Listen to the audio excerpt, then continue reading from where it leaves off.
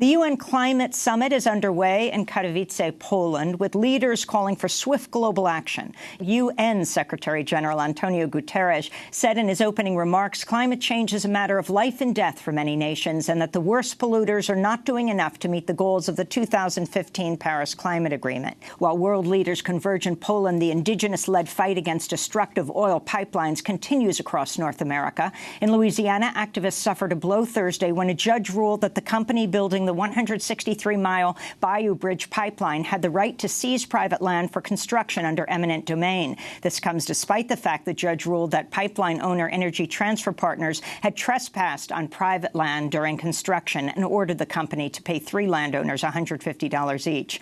The Bayou Bridge pipeline will carry nearly 500,000 barrels of oil per day across Louisiana's wetlands. Meanwhile, incoming New York Congressmember Alexandria Ocasio-Cortez and other lawmakers are calling for a Green New Deal to revolutionize the U.S. economy to combat climate change. Well, earlier this week, I spoke with climate activist Winona LaDuke, Native American activist with the Ojibwe Nation, executive director of the group Honor the Earth. She lives and works in the White Earth Reservation in northern Minnesota. I began by asking her what an indigenous Green New Deal would look like. Well, indigenous people obviously have a lot of experience with sustainability, a lot of years of it. And so if you look across the country, it turns out that the windiest places in the country are Indian reservations. For those of us who are at Standing Rock, Class 7 wind. You know, one reservation in North Dakota, the Fort Berthold Reservation, has 17,000 times more wind than they could ever use. So you start hooking those tribes up to the grid, which already crosses their land with some bad dam projects. Look at places like the Navajo Nation with 5 coal-fired power plants and 4 coal strip mines. Look at their transition to new solar, for instance, the Kayenta Solar Project, and you've got kind of like a cornerstone. You know, we could call it energy justice, or we could just call it the enlightened economy. You know, really where we need to go. And then you look at the issues of agriculture. I mean, you know, so I come from the White Earth Reservation in northern Minnesota, and we have a plan.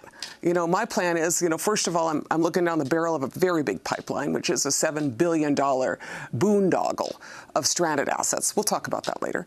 But I'm looking down the pipeline, you know, at the barrel of this pipeline, and I'm looking, what could $7 billion do in Minnesota? What could it do to make a new Green Deal? So in my territory, for instance, on the Iron Range, there's a new solar plant that has gone in to make solar photovoltaic panels. And on my reservation, we are just beginning, and in February we should be operational, a solar thermal panel manufacturing facility to make solar thermal panels that you can put on the south side of your house and reduce your heating bill by about 20%. We have, you know, solar going in at 20 kilowatts and 200 kilowatt projects. And then we have this larger vision, which, you know, it's not just renewable energy, it's efficiency.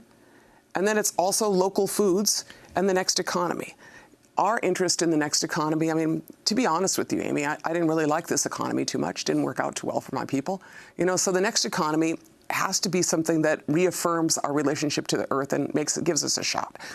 That, to me, looks like a lot of local food, organic food.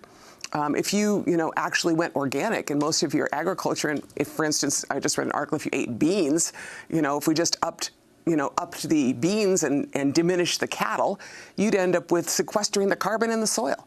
You know, you don't need some guys to put something in the sky to keep the carbon out of the sky. You need to put it in the soil. And so you need organic agriculture. That's what we're doing in my community. And the other thing that I'm working on is hemp. I have, for 3 years, been growing industrial hemp, and what I'm interested in is the next textile economy. This country in the 1980s and the 1990s offshored all of our textile manufacturing to Asia, and we don't produce anything in this country, and I am a hemp grower. Hemp has 3 times the tensile strength of cotton. Hemp doesn't use all the water, like 5,000 gallons of water for a T-shirt and jeans, doesn't use all the chemicals, and in fact, the word canvas comes from cannabis. And so what I want to do is to rebuild the hemp industry in Indian country. And I want us at the table, not on the menu. I want us to be in the leadership of this next economy because we have a lot of territory upon which you can grow hemp, and we can rebuild a light manufacturing industry in this country. And yet you have a President Trump, who says climate change is a hoax. When it's cold in New England, he says, see, you're talking about global warming? I'm not going to spend a lot of time rebutting President Trump. I mean, I would spend all day, you know, with that. I mean, to kind of the Native community, he's kind of like the new incarnation of Andrew Jackson. You know, bad president for Indian people, bad president for everybody. But, you know, to us, and, you know, to be super honest, I mean, we don't have a lot of experience with great presidents. You know, what we have experience with is that we're gonna fight this out, and we're gonna make the next economy. We're gonna make our future. That's what self-determination is about. So talk about pipeline politics. And for those who aren't familiar with the pipeline you're fighting, give us a map of it. You know, interestingly, I was just interviewing Congressmember-elect Deb Haaland of New Mexico. She's one of two Native American women, the first two, the other Sharice Davids of Kansas, who will be in Congress ever. Yep. Deb Haaland went to the standoff at Standing Rock. Yes. It was a school for so many, even those who are weighing going into electoral politics. No, that is right. I mean, Standing Rock was an example of, you know, regulatory capture when your whole system is controlled by corporations, and in a state that we call the Deep North. You know, and you experienced the Deep North. And, you know, so we all got a lesson at Standing Rock. We got a pretty good lesson. And, you know, since that time, pipelines have not gone so well, you know, for any of these corporations. So just to give you a context, about a year and a half ago, there were 5 tar sands pipelines proposed out of Canada. Now think of Canada with that pretty guy, Trudeau. You know, they might as well just name that pipeline after him he just bought. I mean, he talks about signing up with Paris, but, you know, Canada is a huge polluter, and if the tar sands come online, that's pretty much game over. But that's what they're trying to do. So to make it, you know, to be... And explain, just to be clear, about when you said that Trudeau bought. So just to give you this context, about a year and a half ago, there were 5 pipelines proposed out of the tar sands. Tar sands is a landlocked mass of sand that has some oil in it. Super expensive stuff, super, you know, really bad for the environment.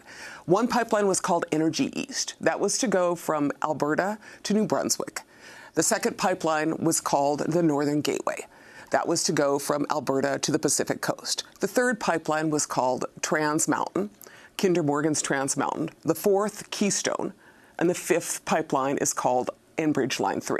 5 big pipelines to try to get some oil out that's landlocked. So if you look at what's happened, about a year ago, the Energy East pipeline did not get approved by the National Energy Board. Nobody, it turns out, wanted a pipeline crossing Canada. Surprise, surprise.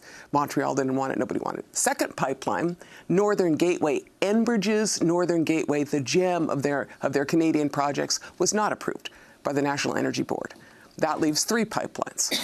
One pipeline known as the Kinder Morgan, facing massive opposition, not only from First Nations, but by the good citizens of British Columbia, and the Premier of British Columbia opposed, ended up in court because they did not consult with First Nations. The federal court in Canada, the appeals court, revoked all of the permits, nullified all of the permits on Kinder Morgan's pipeline known as the Trans Mountain Pipeline. The same day that that happened, Premier Trudeau purchased that pipeline, hoping, you know, for like $4.9 billion. I think the price tag is now something like $15 billion, so that he would, you know, that Canada would have its own personal pipeline to, you know, cross the territory. You know, I think it's kind of a dodgy investment myself, judging by the courts and judging by the fact that the courts stopped pipelines. Keystone Pipeline, you know, Trump moved ahead, sprinkled his little fairy dust. That pipeline was stopped again in the federal court in Montana. That should be a year, 2 years, who knows how long, if they are ever able to meet the conditions. Stopped because Trump, it turns out, could not reverse an Obama decision without a reason. You can't just go do it because you want to, because you're president.